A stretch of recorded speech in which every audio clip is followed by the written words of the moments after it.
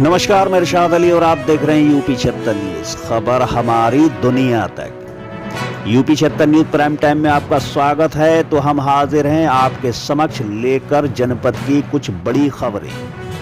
तो आइए जानते हैं हमारी जनपद फर्रुखाबाद में कब क्या और कहां क्या क्या चल रहा है।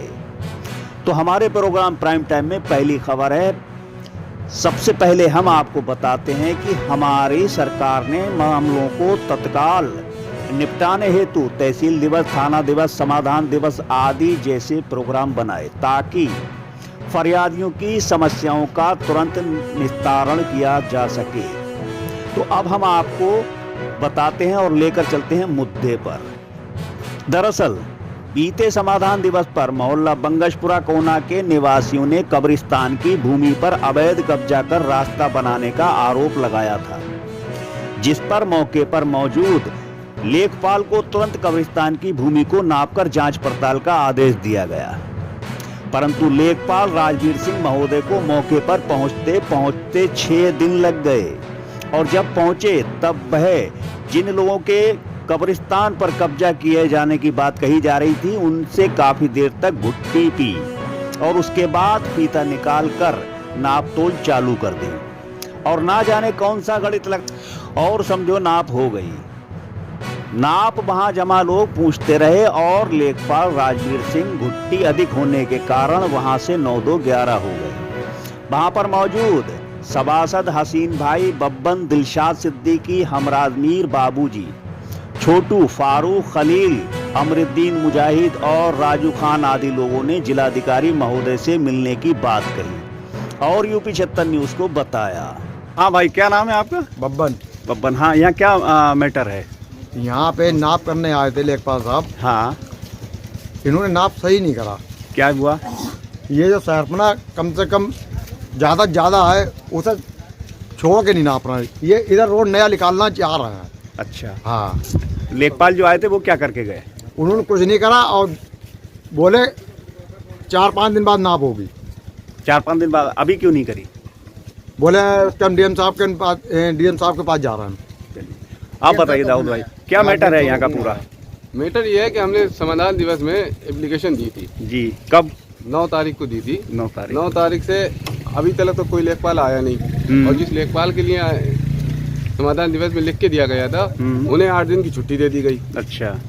8 दिन छुट्टी के बाद जब तहसीलदार जी से मिले तो उन्होंने नया लेखपाल भेजा। अब जो नया लेखपाल आया है वो नपाई उन्हीं लोगों से करा रहा है जो जिससे हमारा विरोध है जी।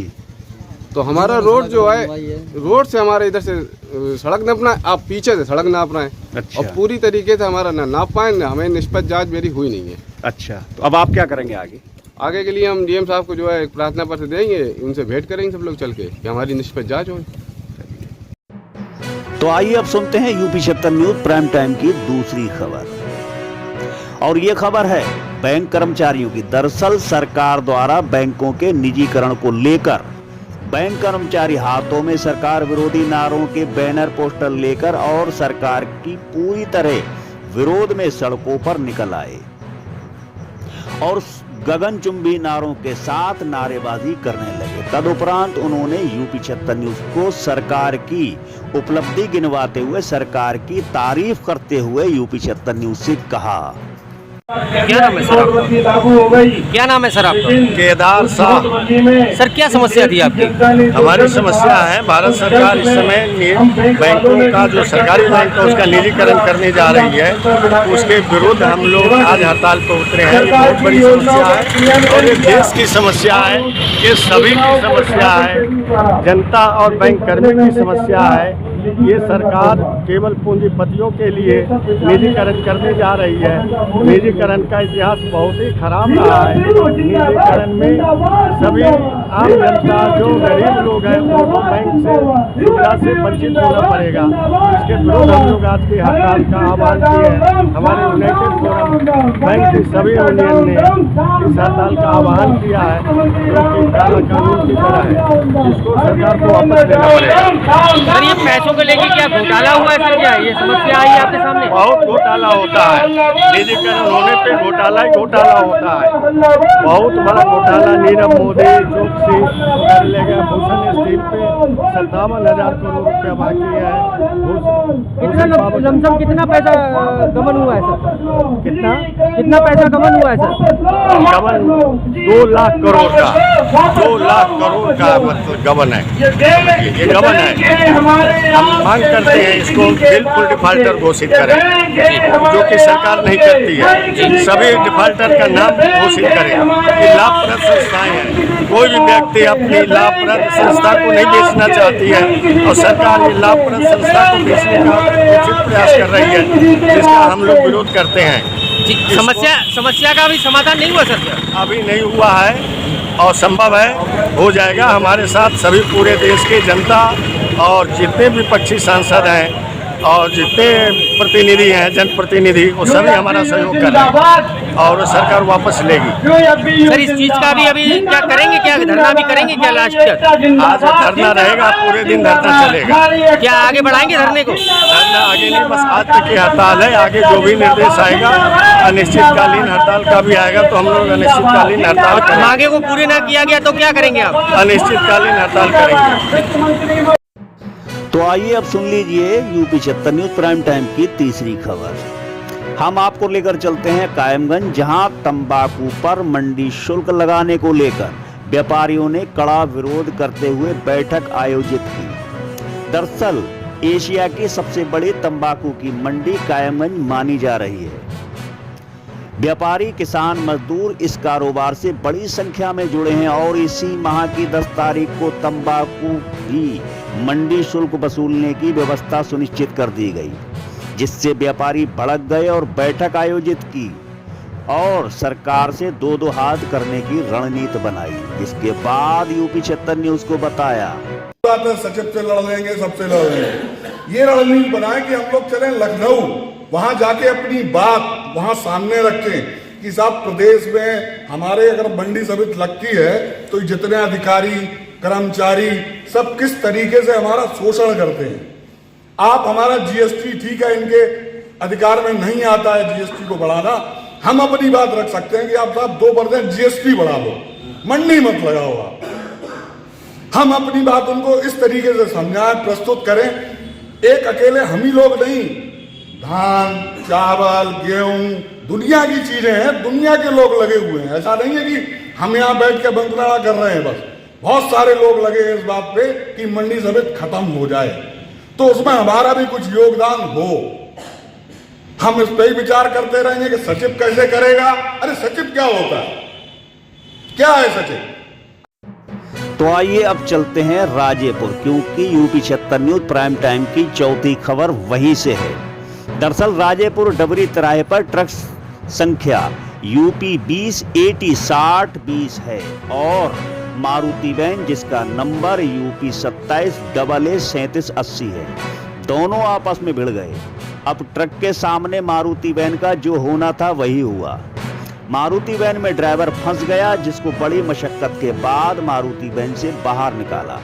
मौके पर थाना पुलिस पहुंच गई। एसआई रक्षा सिंह ने अपने पुलिस फोर्स के साथ और ग्रामीणों को लेकर क्षतिग्रस्त मारुति वैन को बीच मार्ग से एक साइड में करवाया, जिसका वीडियो आप भी देखें।